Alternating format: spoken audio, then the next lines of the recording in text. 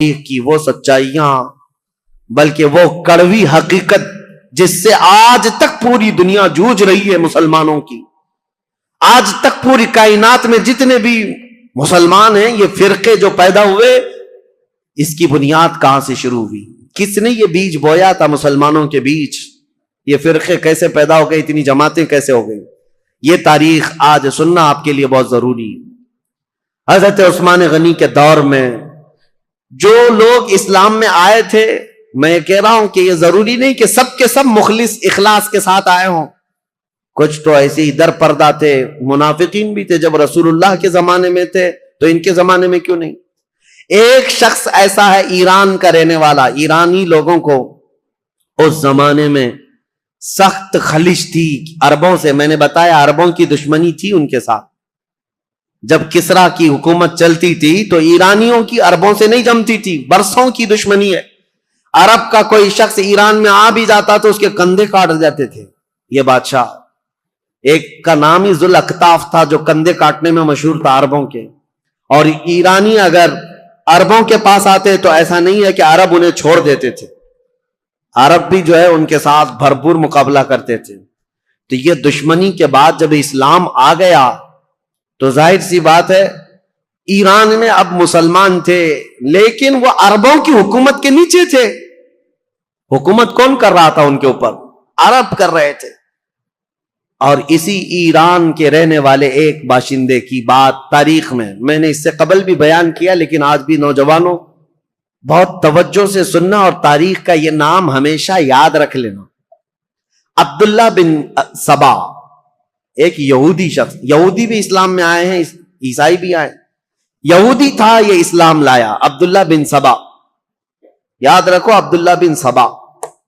یہ اسلام لایا اور اسلام لانے کے بعد یہ مسلمانوں کی جماعت میں آیا لیکن پکا مسلمان نہیں تھا، یہ یہودی ہی تھا.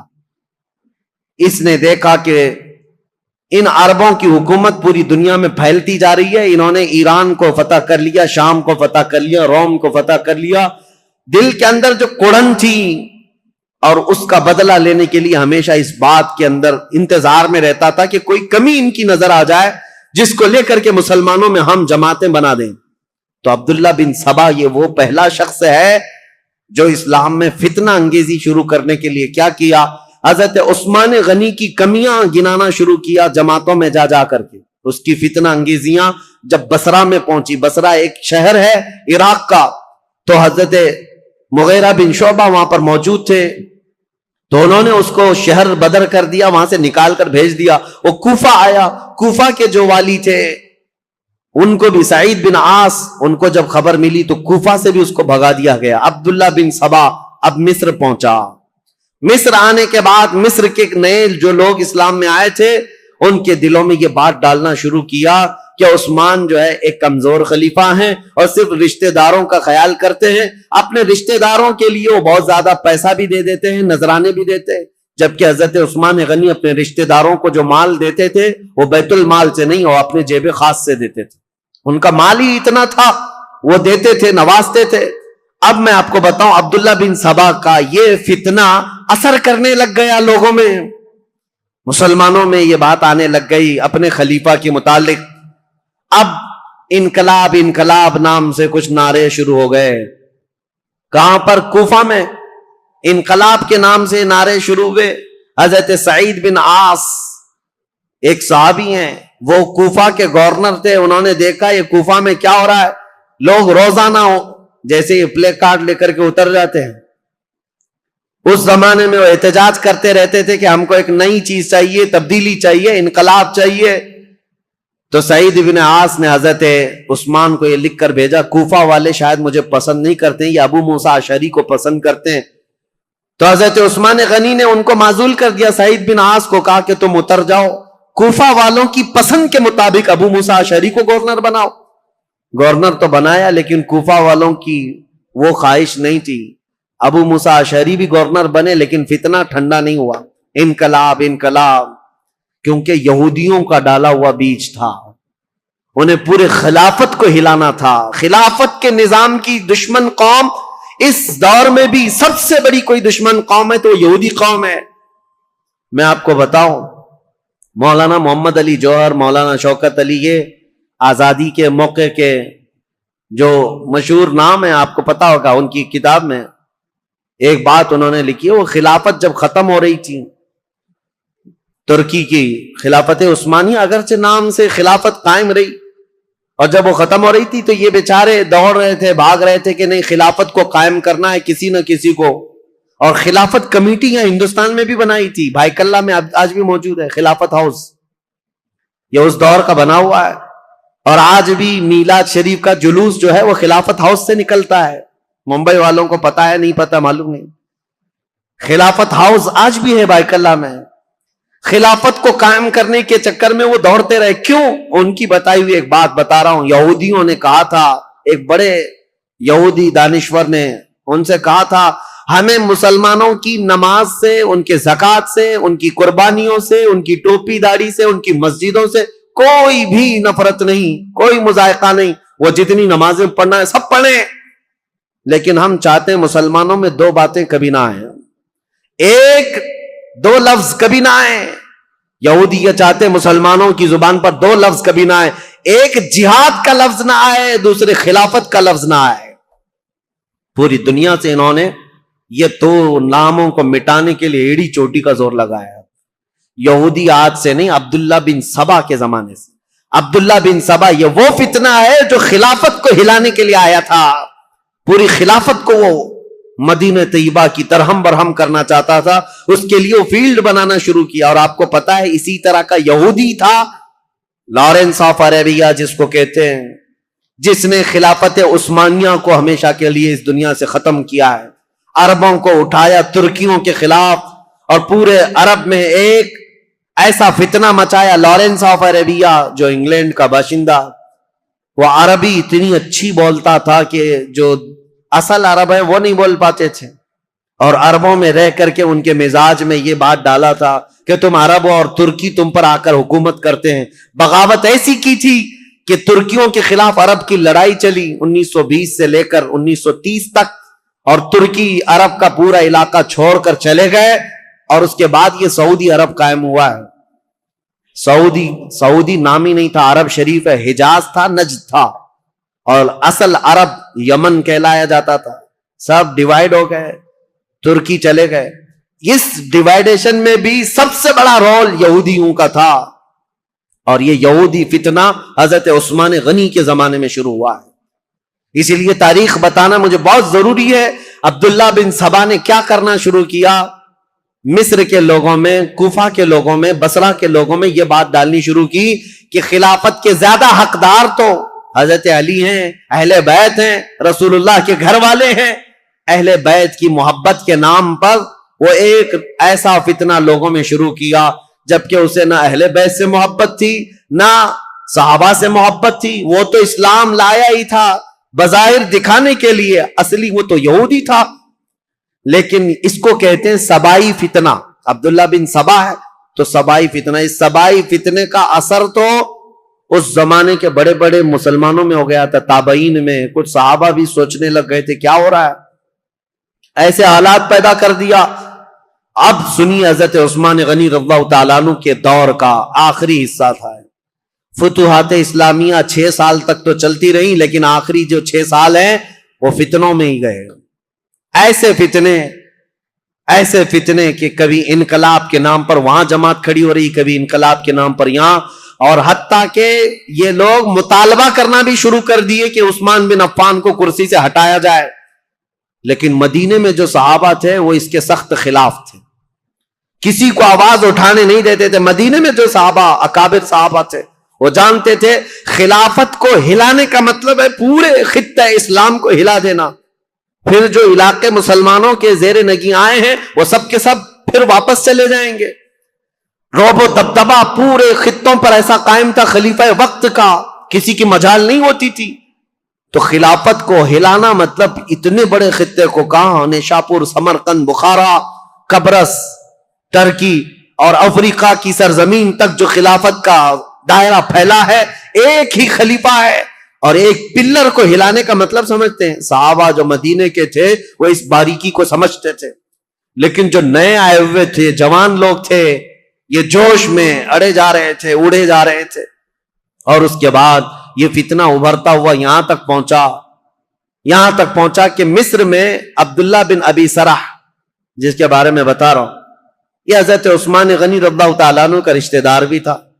اس کے خلاف مصر کے بہت سارے لوگوں نے شکایتیں کی کہ یہ بہت سختی کرتا ہے، ایسا ہے، فلاں ہے، بہت ساری شکایتیں آتی رہیں. حضرت عثمان غنی رضی اللہ تعالیٰ عنہ اس وقت ان شکایتوں کی طرف نظر نہیں فرماتے تھے، یہاں تک کہ ایک بار حضرت محمد بن ابو بکر، آپ سنیے حضرت عثمان غنی رضی اللہ تعالیٰ عنہ کے دور کا یہ سب سے کڑوا واقعہ ہے، بہت کڑوا واقعہ. لوگ سنتے ہیں کربلا کی شہادت اور کربلا میں ہونے والے حالات، لیکن حضرت عثمان غنی کے آخری دور کا یہ واقعہ بہت ہی دردناک ہے.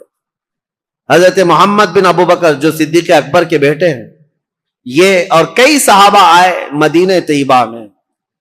عبداللہ بن ابی سرح نے کیا کیا تھا، جتنے لوگ حضرت عثمان غنی کے پاس اس کی شکایت لے کر گئے تھے، حضرت عثمان غنی نے ڈانٹ ڈپٹ لگائی تھی ایک خط میں عبداللہ بن ابی سرح کو کہ تو اس طرح سے کر رہا ہے، توبہ کر، باز آ جا، لوگوں کے حقوق پر دست درازی نہ کر. یہ سب جو ڈانٹ لگائی تھی، عبداللہ بن ابی سرح نے کیا کیا، جتنے لوگ مدینے گئے تھے سب کا قتل کروا دیا.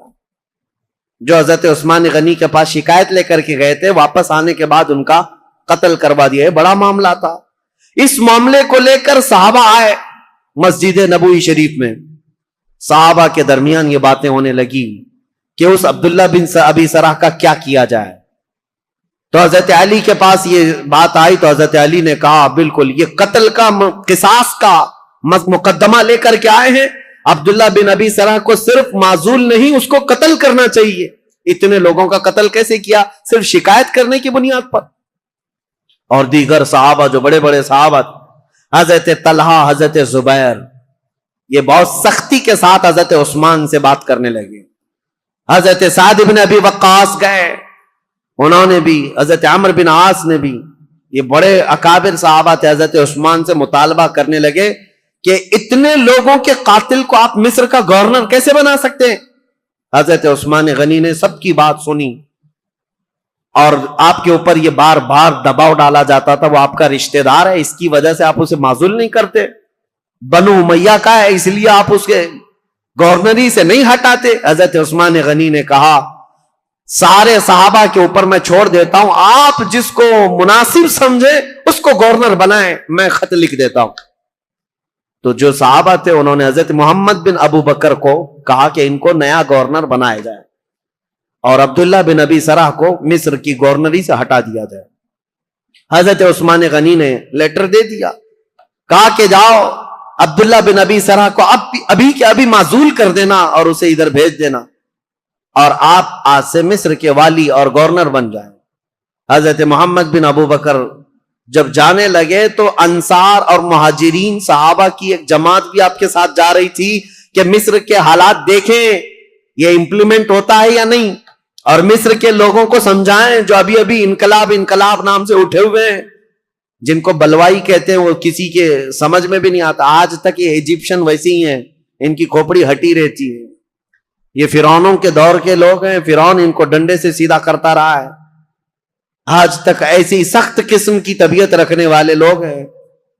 ان کو سمجھانے کے لیے انصار اور مہاجرین صحابہ کی ایک پوری جماعت گئی. آپ سنیے ہوا کیا.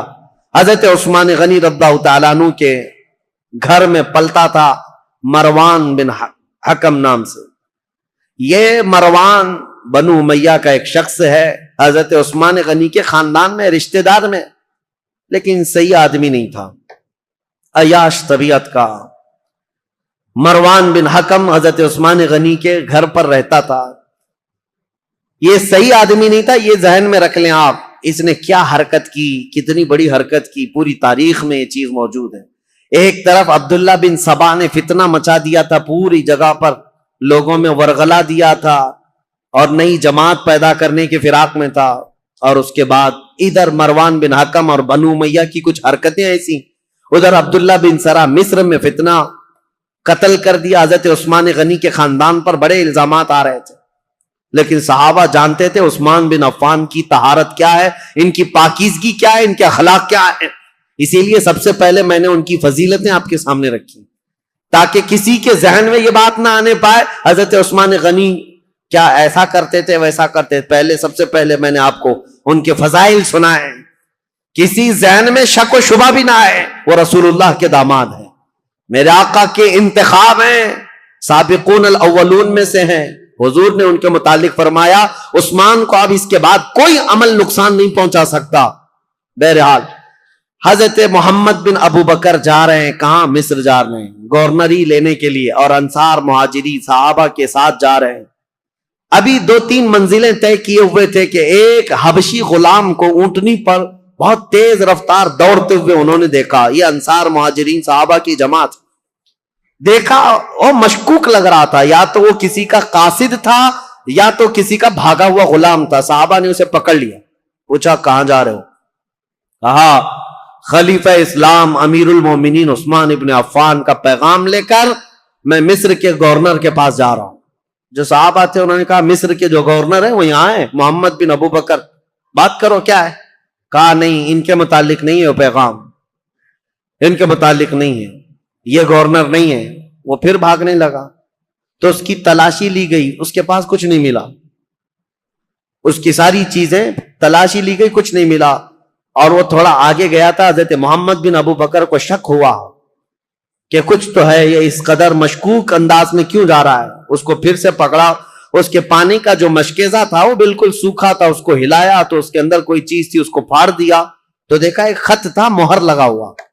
اور پہلے جو خط ہوتے تھے اس کو ڈامر جیسی ایک چیز آتی تھی، وہ لگا کر کے سیل بند کر دیا جاتا تھا، کوئی نہیں کھول سکتا.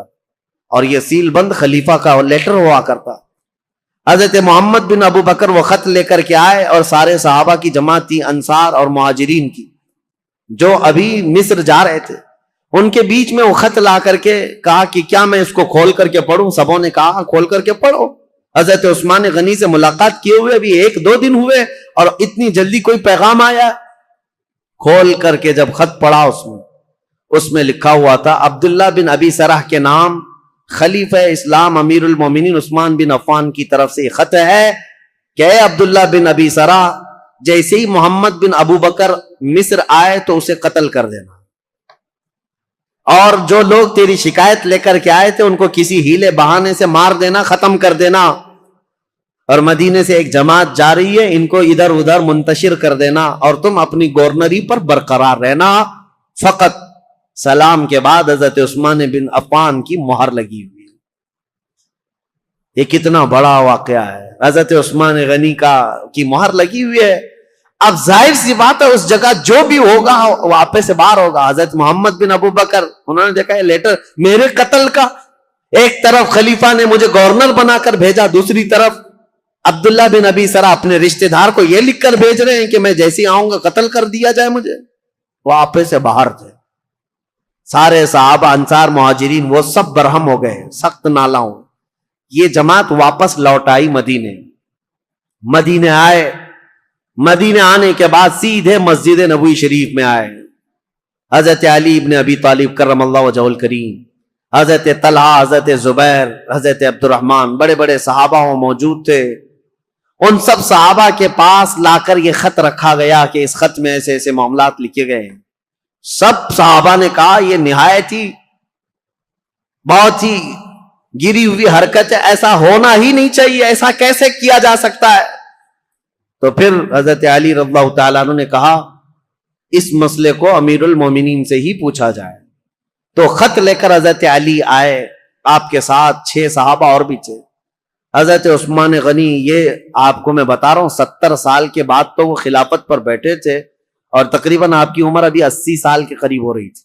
اس وقت آپ تو مکمل عبادت میں لگے رہتے تھے. حضرت عثمان کے پاس آئے، حضرت علی نے یہ خط دکھایا.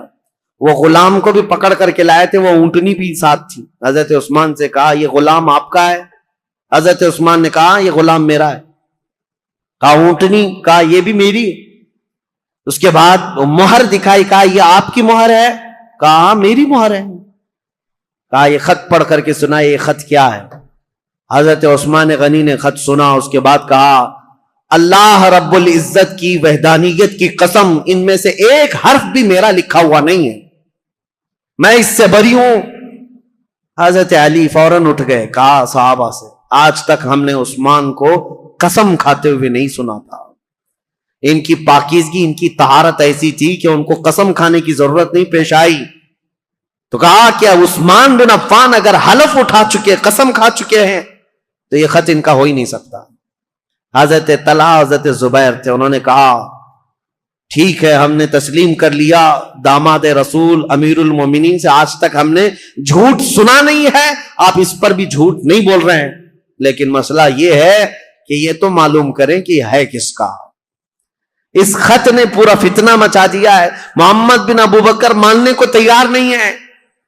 اب یہ خبر مصر بھی پہنچ گئی، اور مصر کے جو بلوائی تھے عبداللہ بن ابی سرح سے جو پریشان تھے، وہ سب کی سب جماعت بنا کر مدینے آ گئے، مدینے میں داخل ہو گئے۔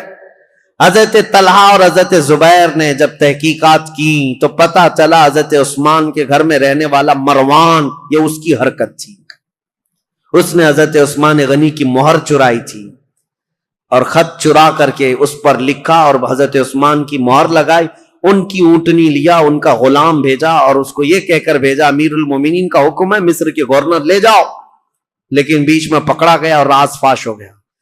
جیسے ہی پتا چلا مروان چھپ گیا۔ اب مسئلہ یہ تھا کہ حضرت طلحہ حضرت زبیر اور بڑے صحابہ نے کہا عثمان ابن عفان سے، کہا اس نے اتنی بڑی حرکت کی ہے لہذا مروان کو آپ ہمارے حوالے کر دیں۔ حضرت عثمان رشتہ داروں کے لیے بڑے نرم بھی تھے، آپ کو پتا تھا اگر مروان کو ان کے حوالے کیا جائے تو قتل ہو جائے گا، مار دیا جائے گا۔ حضرت عثمان غنی نے مروان کو ان کے حوالے نہیں کیا، بس یہی بات تھی جو بہت بڑا فتنہ لاحق ہو گیا۔ حضرت علی کرم اللہ وجہہ الکریم نے بھی سارے صحابہ سے کہا حضرت عثمان غنی اگر مروان کو آپ کے حوالے نہیں کرنا چاہتے تو سب کے سب چلے جائیں، اس لیے کہ سزا دینے کا حق خلیفہ وقت کو ہے، عثمان ابن عفان سزا دیں گے۔ حضرت علی اس میں حق بجانب تھے، لیکن حضرت علی کرم اللہ وجہہ الکریم نے بھی حضرت عثمان غنی سے کہا تھا کہ اس مسئلے کو جتنی جلدی آپ فرو کریں گے، ٹھنڈا کریں گے، اتنی جلدی ہم سب کے لیے امان ہے، ورنہ فتنہ بہت بڑھ چکا ہے۔ اب حضرت عثمان غنی رضی اللہ تعالیٰ عنہ سے جب صحابہ نکل گئے تو یہ مصر کے جتنے بلوائی تھے یہ سب کے سب حضرت عثمان غنی کے گھر کے اطراف محاصرہ کر لیے، اور حضرت عثمان غنی کے گھر کے اطراف کیوں کھڑے تھے صحابہ پوچھتے تو یہ کہتے مروان ان کے گھر میں چھپا ہوا ہے، جب بھی نکلے گا ہم اسے ماریں گے، ہم خلیفہ وقت کے خلاف نہیں ہیں، مروان کو ہمارے حوالے کریں۔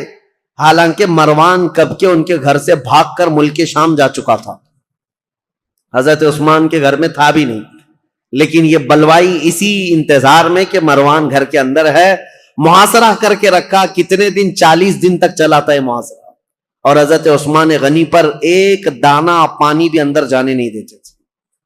سیدہ ام المومنین حضرت حفصہ حضور کی زوجہ ہے، وہ پانی کا مشکیزہ لے کر حضرت عثمان غنی کے پاس جا رہی تھی پانی پلانے کے لیے، ان کے خچر پر جو مشکیزہ رکھا تھا ان بلوائیوں نے تیر مار مار کر کے مشکیزہ پھوڑ دیا اور پورا پانی بہا دیا۔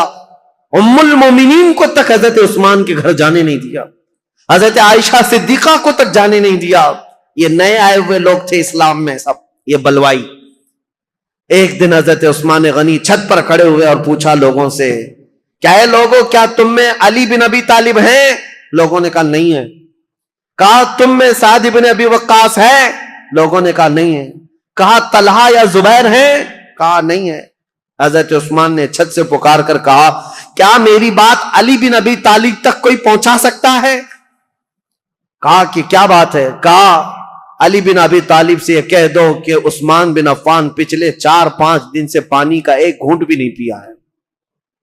خبر ملی مولا علی کرم اللہ وجہہ الکریم کو، حضرت علی رضی اللہ تعالیٰ عنہ نے اپنے دونوں شہزادوں کو لے کر حضرت حسن اور حضرت امام حسین کو پانی کے مشکیزے بھرے اور چند جوانوں کو لے کر حضرت عثمان کے گھر پہنچ گئے اور پانی پہنچایا۔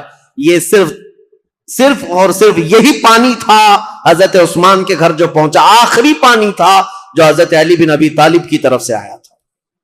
میرے عزیزو، یہ باتیں اس لیے بھی بیان کرنا ضروری ہے کہ لوگ ایسی چیزیں کنٹروورسی بیان کرتے ہیں کہ حضرت علی میں حضرت عثمان میں نہیں بنتی رہی ہوگی، اور انہوں نے ایسا کیا ہوگا۔ نہیں، حضرت علی کی نہیں بنتی تھی، حالانکہ حضرت عثمان کے گھر کے دروازے پر پہرا دینے کے لیے امام حسن اور امام حسین کو کھڑا کیا گیا تھا، اور عبداللہ بن زبیر، حضرت زبیر نے اپنے بیٹے کو کھڑا کیا، حضرت طلحہ نے اپنے بیٹے کو کھڑا کیا ہے، بڑے بڑے صحابہ نے اپنے اپنے بیٹوں کو حضرت عثمان کے گھر کے دروازے پر کھڑا کیا ہے، اور یہ تنبیہ کی تھی یہ بلوائی مصر کے کہیں رات کے وقت یا کہیں انجانے میں عثمان بن عفان کے گھر میں داخل نہ ہو جائیں اور کہیں ان کو نقصان نہ پہنچائیں۔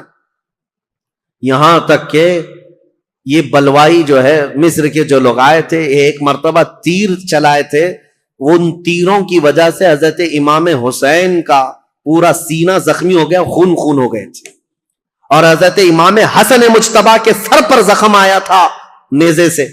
یہ حضرت عثمان کی حفاظت پر دونوں شہزادے کھڑے تھے، اور یہ خون اتنا بہہ گیا تھا جس کو دیکھ کر کے ڈر گئے محمد بن ابو بکر ان میں تھے۔ انہوں نے کہا، اے لوگو، ہم تو عثمان بن عفان اور بنو امیہ کے خلاف کھڑے ہیں، ابھی تم نے ان کا خون اتنا بہا دیا کہ بنو ہاشم ان کا یعنی بدلہ لینے کے لیے آ جائیں گے۔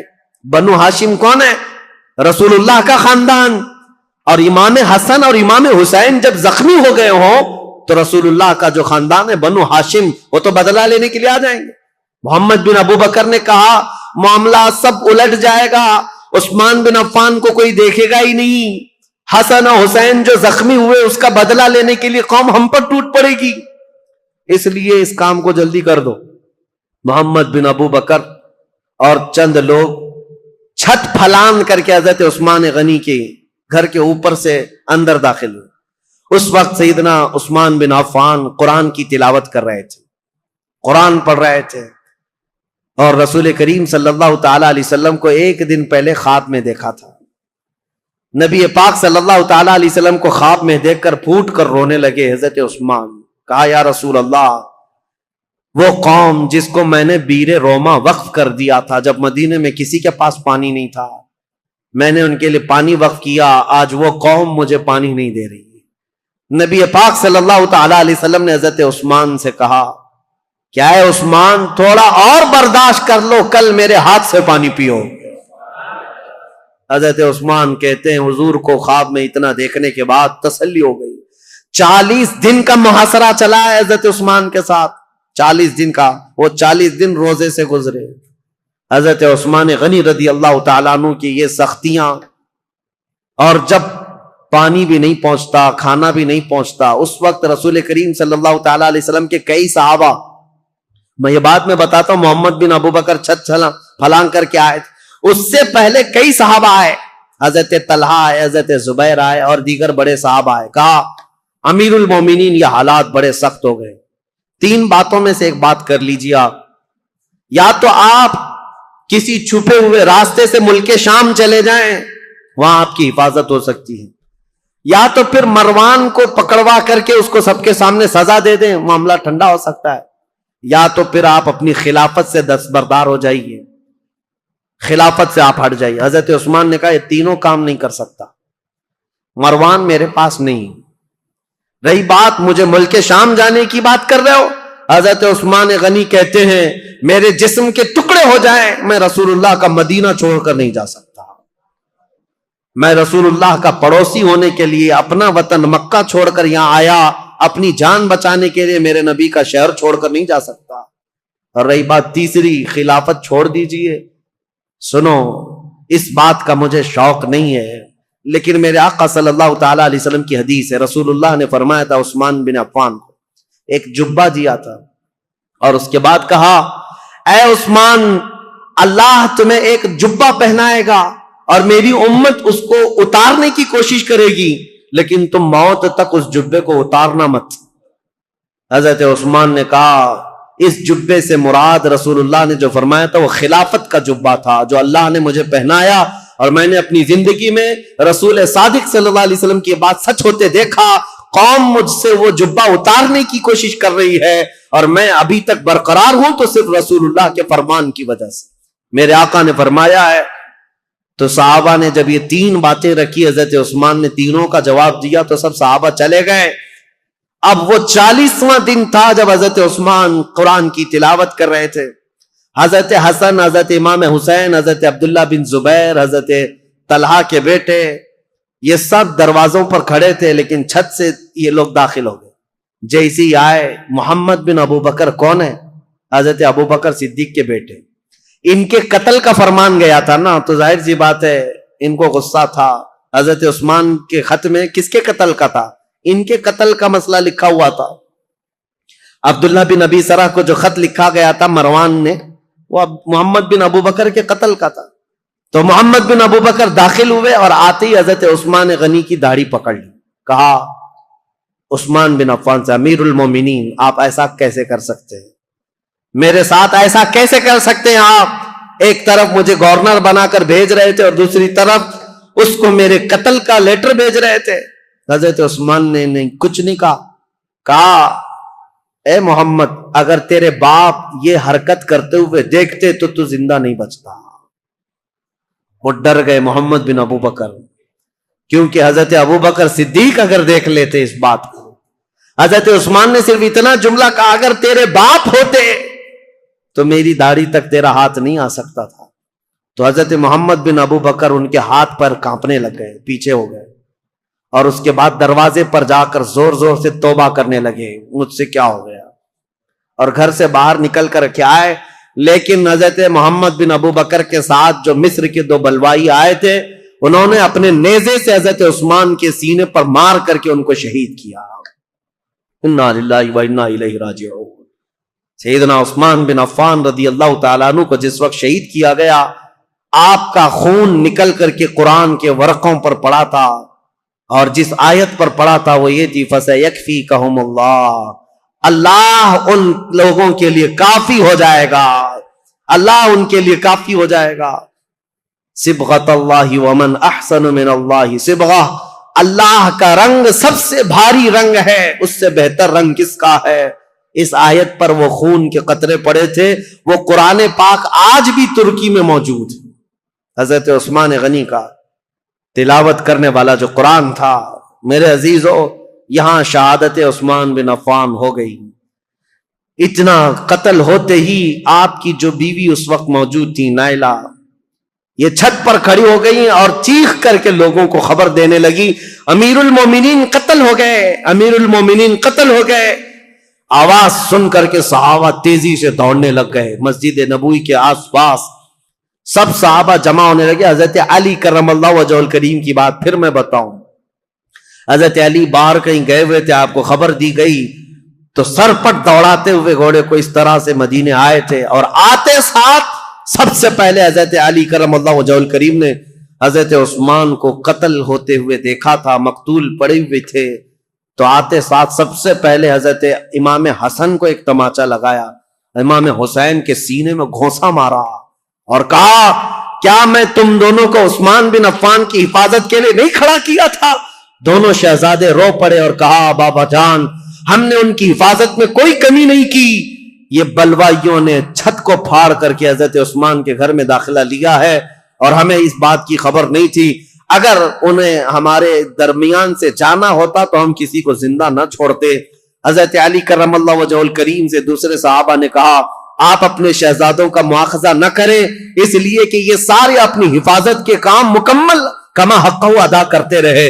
اس کے بعد حضرت محمد بن ابو بکر کو طلب کیا حضرت علی نے. حضرت علی جلال میں تھے, پوچھا محمد بن ابو بکر کہاں ہے, بلایا اور ان کو پکڑ کر کے لائے اور کہا, کیسے تم داخل ہوئے؟ کہا, یہ میری غلطی تھی, چھت کے اوپر سے میں داخل ہوا. کہا, تم قاتل ہو عثمان بن عفان کے؟ کہا, اللہ کی قسم میں عثمان بن عفان کا قاتل نہیں ہوں, میں بالکل انہیں قتل نہیں کیا. جیسے ہی میرے ہاتھ ان کی داڑھی تک گیا, انہوں نے میرے باپ کا نام یاد کیا اور مجھے غیرت ایسی آئی کہ میں کھڑا نہ ہو سکا, اور ان کے دروازے پر کھڑے ہو کر کے میں نے سچی توبہ کی ہے. حضرت علی کرم اللہ وجہہ الکریم نے ان کی باتیں سنی, اتنے پر کافی نہیں, ان کا ہاتھ پکڑ کر گھر میں لے گئے اور امیر المومنین عثمان بن عفان کی جو اہلیہ تھی ان کو طلب کیا، جو زوجہ تھی وہ گھر میں اندر تھی، بلایا اور کہا کیا عثمان بن عفان کے قاتل یہ ہے؟ ان کی زوجہ نے کہا نہیں، یہ گھر میں اندر آتے ہوئے تو ان کو میں نے دیکھا ہے اور انہوں نے قتل نہیں کیا، یہ جتنی باتیں کہہ رہے ہیں وہ سچ ہے، انہوں نے داڑھی بھی پکڑی تھی، میرے شوہر نے ان سے کہا بھی تھا ابو بکر ہوتے تو یہ نہیں ہوتا، تو یہ چھوڑ کر چلے گئے تھے، یہاں تک کہ حالات کی میں شاہد ہوں کہ یہ چھوڑ کر گھر سے نکل گئے تھے، لیکن ان کے ساتھ 2 لوگ آئے تھے مصر کے رہنے والے لوگ، میں انہیں جانتی نہیں، انہیں پہچانتی نہیں، ان دونوں نے قتل کیا ہوگا، ان کے علاوہ کوئی وہاں عینی گواہ نہیں تھا، عینی شاہد نہیں تھا، آئی وٹنس نہیں تھا حضرت عثمان غنی کو قتل ہوتے ہوئے دیکھا ہو کسی نے۔ حضرت علی کرم اللہ وجہہ الکریم باہر آئے، یہ اسلام میں پیدا ہونے والا سب سے پہلا فتنہ تھا۔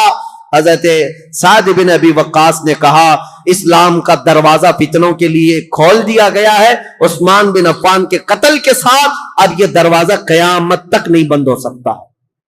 فتنوں کا دور جو شروع ہوا ان کے قتل کے ساتھ آج تک چل رہا ہے۔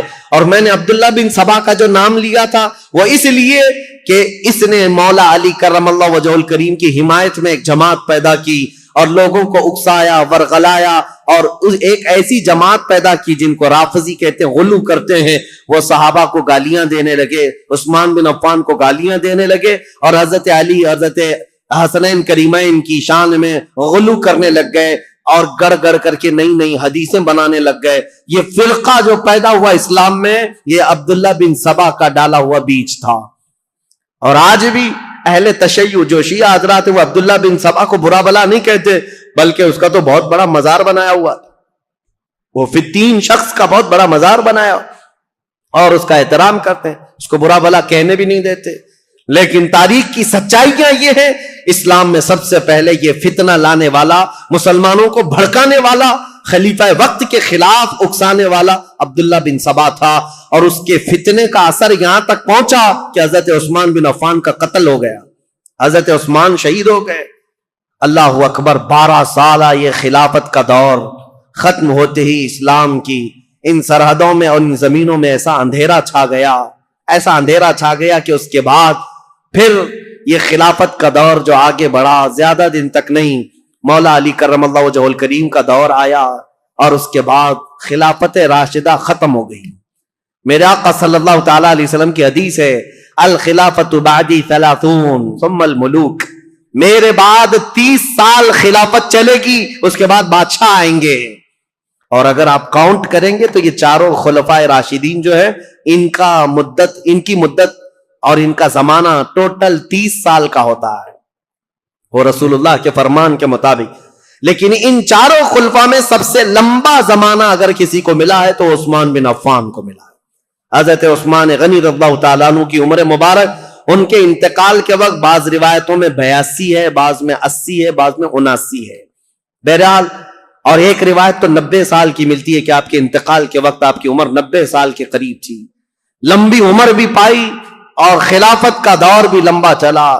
رسول پاک صلی اللہ تعالیٰ علیہ وسلم نے ان کو اپنی ایک انگوٹھی دی تھی اور کہا تھا کہ اس کو سنبھالے رکھنا، اور اس انگوٹھی کی آپ بہت حفاظت کرتے تھے، اور حضور نے فرمایا تھا جس دن تم سے یہ انگوٹھی ضائع ہو جائے گی فتنوں کا دروازہ ایسے کھلے گا کہ قیامت تک کوئی اس کو بند نہیں کر سکے گا۔ حضرت عثمان غنی کی خلافت کے 6 سال ہوئے تھے۔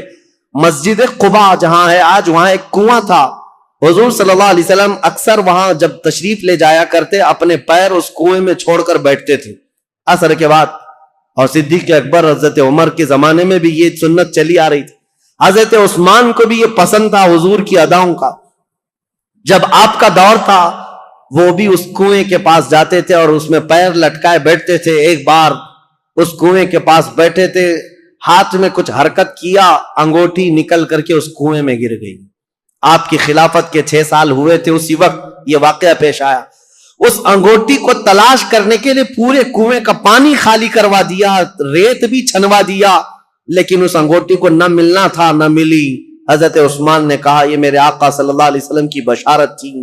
اس کے بعد جو فتنے اٹھے، ایسے اٹھے تھے کہ ایک جہجہ غفاری نام کا شخص حضرت عثمان غنی ممبر پر کھڑے تھے، مسجد نبوی کے خطبہ دے رہے تھے، اور ان کا عصا تھا ہاتھ میں. وہ جہجہ غفاری بیچ خطبے کے دوران کھڑا ہوا, حضرت عثمان غنی کو برا بھلا کہتے ہوئے ان کے ہاتھ سے لکڑی چھین لیا اور گھٹنے پر رکھ کر کے ان کے عصا کو توڑ دیا تھا. سامنے اس طرح کی حرکت کرنے کی کسی کی مجال نہیں تھی, لیکن حضرت عثمان غنی کی نرم مزاجی کا لوگوں نے فائدہ اٹھایا. حضرت عثمان غنی نے کچھ نہیں کہا, منبر سے اتر آئے, کہا اللہ میرے معاملے کے لیے کافی ہے. صحابہ کہتے ہیں وہ جہجہ غفاری لکڑی توڑ کر کے باہر نکلا نہیں تھا کہ اس کے گھٹنے میں سڑن پیدا ہوئی. ایسی سڑن پیدا ہوئی کہ اس کے گھٹنے میں کیڑے پڑ گئے تھے, ہمیشہ پیپ بہتا تھا, اور اسی گھٹنے کے اس سڑن کی بیماری میں ہی اس کی موت ہو گئی. اور پھر یہ بھی روایت موجود ہے جتنے بلوائی آئے تھے حضرت عثمان غنی کے قتل کے لیے, وہ سب کے سب وہاں سے قتل کر کے جانے کے بعد جب یہ معاملہ ختم ہوا, حضرت عثمان غنی کی تدفین ہو گئی, جا رہے تھے, جاتے ہی راستے میں اکثر کے دماغ پورے پاگل ہو گئے, دیوانے ہو گئے, اور اسی پاگل پن میں وہ اپنے سروں کو ٹکراتے ہوئے مر گئے. ان میں سے ایک شخص بھی بچا نہیں جو مصر پہنچا ہو. حضرت عثمان غنی رضی اللہ تعالیٰ عنہ کی کرامات بھی بہت ساری ہیں, بہت ساری ہیں. سیدنا عثمان بن عفان رضی اللہ تعالیٰ عنہ یقیناً محبوب خدا تھے, محبوب مصطفیٰ تھے, ان کے بارے میں کوئی بھی کلام نہ کرنے پائے. عزیزان گرامی, آج کے دور کی بات میں آپ کے سامنے رکھ کر گفتگو کو سمیٹتا ہوں. بہت سارے آج ایسے کھٹمل آئے ہوئے ہیں جو سیدنا عثمان بن عفان کی طرف انگلی اٹھاتے ہیں, اور ان کی شہادت کے متعلق میں ایک روایت بتا دوں. ابن عساکر کی روایت ہے اور مسند ابی یعلا کی روایت ہے. حضرت عبداللہ بن عباس نے فرمایا جس کو حضرت عثمان بن عفان کے قتل کی خوشی ہے یا ان کی موت کی خوشی ہے, حضرت عثمان بن عفان کے متعلق بہت بڑی روایت میں پیش کر رہا ہوں. عبداللہ بن عباس فرماتے کہ یہ جو مصر کے لوگ جو قتل کرنے آئے تھے, یہ اگر زندہ رہتے تو حضرت عبداللہ بن عباس دونوں باتیں کیا کہتے ہیں, پہلے یہ بات سن لو. کہتے ہیں اسلام میں سب سے پہلا فتنہ حضرت عثمان کا قتل ہے, اور سب سے آخری فتنہ دجال کا ظاہر ہونا ہے. دونوں فتنوں کو آپ نے برابر کہا ہے تو کتنا بڑا ہوگا عبداللہ بن عباس. اور کہتے ہیں جتنے قتل کرنے کے لیے آئے تھے یہ سب کے سب وہ لوگ ہیں جو آخری فتنہ جو اسلام میں آنے والا ہے دجال کا, یا اس دجال کے پیروکار لوگ ہیں. اور فرمایا کہ اگر کوئی ایسا شخص, عبداللہ بن عباس کی روایت صحیح احادیث میں موجود ہے, ابن عساکر کی روایت میں کہہ رہا ہوں, مسند ابی یعلا کی روایت, فرماتے ہیں کہ جس کو عثمان بن عفان کے قتل کی خوشی ہوئی یا ان کی موت کو سن کر کے خوش ہوا, اگر وہ زندہ رہے گا تو دجال کی فوج میں شامل ہوگا, اور اگر مر جائے گا تب بھی وہ قبر میں دجال کے پیروکاروں میں اٹھایا جائے گا. اتنی بڑی وعید ہے. ظالموں جو سوشل میڈیا پر آج بکتے رہتے ہیں, پھیلاتے رہتے ہیں, گند پھیلاتے ہیں عثمان بن عفان کے متعلق, اور جانتے ہو انہوں نے ایک نئی چیز بدعت شروع کر رکھی ہے. حضرت عثمان غنی کی شہادت کے دن خوشیاں مناتے ہیں, ایک دوسرے کو مبارکبادیاں دیتے ہیں, اور پھر پوچھنے پر یہ کہتے ہیں نہیں ہم ان کی موت کی خوشی نہیں منا رہے, اس دن مولا علی کرم اللہ وجہ الکریم خلیفہ بنے تھے اس کی خوشی منا رہے ہیں. یہ اور بات ہے عزیزان گرامی, نیتوں کا اللہ مالک ہے. اگر مولا علی کرم اللہ وجہ الکریم کی خلافت کی خوشی ہے تو یقیناً پورے کروڑوں مسلمانوں کو ان کی خلافت کی خوشی ہے. لیکن ساتھ میں اگر حضرت عثمان غنی کی موت کی کوئی خوشی مناتا ہے تو حضرت عبداللہ ابن عباس کے فرمان کے مطابق وہ دجال کے پیروکاروں میں ہے, وہ دجال کی فوج میں شامل ہونے والا شخص ہے. اسی لیے اپنی زبانوں کو لگام دو, اپنی عقلوں کو پردے ڈال کر کے جو چاہے بک بک نہ کرو. آج یہ محرم کے دور میں یہ بہت ساری چیزیں آئیں گی, سوشل میڈیا میں ابھی بہت سارے گند پھیلانے لگ جائیں گے, یہ تینوں خلفاء کے بارے میں اور کبھی حضرت امیر معاویہ کے بارے میں, انہوں نے ایسا کیا, انہوں نے ایسا کیا, اور یہ اپنی عاقبت برباد کر رہے ہیں, اپنی آخرت خراب کر رہے ہیں. اس لیے رسول اللہ کے صحابہ کے متعلق میرے عزیزوں مجھے اتنا بیان کرنے کے لیے جتنا میں نے بیان کیا آج, یہ بہت ہی احتیاط والی چیز تھی. اگر اس میں میری زبان کہیں پر پھسلی ہو, لاکھ مرتبہ میں توبہ کرتا ہوں اللہ کی بارگاہ میں, مولا مجھے معاف کر دے. میں استغفار کرتا ہوں مولا مجھے معاف کر دے کہ حضور صلی اللہ تعالی علیہ وسلم کے صحابہ کی تاریخ بتا رہا ہوں. یہ آسان کام نہیں تھا حضرت عثمان کا دور بتانے میں. دیگر صحابہ کے بھی معاملات ہیں. حضرت ابو ذر غفاری کو انہوں نے معزول کیا, حضرت عمرو بن عاص کو معزول کیا, عبداللہ ابن مسعود کو معزول کیا. بڑے بڑے صحابہ ہیں. ایک طرف عثمان بن عفان ہے, ایک طرف مولا علی کرم اللہ وجہہ الکریم ہے. یہ سب صحابہ. حضرت طلحہ اور زبیر نے حضرت عثمان کے ساتھ جا کر سختی سے کیسے پوچھا تھا کہ خط کس کا ہے. یہ سارے معاملات. لیکن اے سنیو, اس مجمع میں, اس پوری تقریر میں نے تو بھرپور یہ کوشش کی ہے کسی بھی صحابی کے مقام میں ذرا بھی فرق آنے نہ پائے. کیا آپ کو یہ محسوس ہوتا ہے کہ میں نے کسی کو ٹرول کیا ہے کسی صحابی کے درجے کو گھٹا کر؟ جہاں جس کے مقامات ہیں ہم نے تعظیماً عرض کرنے کی کوشش کی. اس کے باوجود بھی اگر زبان کہیں پھسلی ہے, میں لاکھ مرتبہ توبہ کرتا ہوں مولا کی بارگاہ میں. کسی بھی صحابی رسول کے متعلق مولا ہماری زبان کھلنے سے پہلے ہمیں موت عطا فرما. ہم صحابی رسول کے متعلق وہی عقیدہ رکھتے ہیں جو امت کے کبار علماء, تابعین اور تمام اولیاء کاملین کا عقیدہ رہا ہے. صحابہ اکرام کے متعلق جو عقیدہ میرے غوث کا تھا, سیدنا عبد القادر جیلانی کا, ہم وہ عقیدہ رکھتے ہیں. انہوں نے یہ فرمایا تھا, صحابی کے درجے کی بات کرتے ہو, وہ صحابہ رسول اللہ کے جو جہاد میں گھوڑوں پر بیٹھ کر جاتے تھے, ان گھوڑوں کے ٹاپ کے نیچے سے جو دھول اڑتی تھی, غوث کا مقام وہاں تک بھی نہیں پہنچ سکتا. ہم ان صحابہ کے متعلق اس طرح ادب کی بات کرتے ہیں. لہذا سیدنا عثمان بن عفان کی بات آئے, کسی کی بھی بات ہے, ادب کا پہلو ہمیشہ ملحوظ رکھو. اس لیے کہ کچھ تحقیق کرنے والے بھی اب کیڑے آئے ہوئے ہیں, ریسرچ اسکالر نئے نئے, اور وہ اپنے آپ کو یہ کہتے ہیں ہم انجینئرنگ کرتے ہیں, ڈاکٹرائن کرتے ہیں, اور ان کو ایسا لگتا ہے کہ یہ فیصل بن کر کے بیٹھے ہوئے ہیں. کاش یہ حضرت عمر کے زمانے میں ہوتے تو ایک ہی کوڑے میں مر جاتے. صحابہ کرام کے بارے میں فیصلہ لینے کی تمہاری اوقات کیا ہے؟ تمہارا علم کتنا ہے؟ ارے تمہارا کوئی ڈھنگ کا استاد نہیں, گوگل سے پڑھے ہوئے لوگ, ان کا سارا کل ملا کر کے گوگل استاد ہے. اور سب دنیا جانتی ہے گوگل میپ کہاں کہاں لے جا کے چھوڑتا ہے, ویسے ان کو بھی گوگل چھوڑ دیتا ہے. اکثر جگہ گاڑی ایسی جگہ پھنستی ہے جہاں پیچھے بھی نہیں آ سکتے, آگے بھی نہیں آ سکتے. میں نے دیکھا ہے میرے عزیزو. اسی لیے سینہ بسینہ جو علم چلا ہے اس علم میں برکت ہے.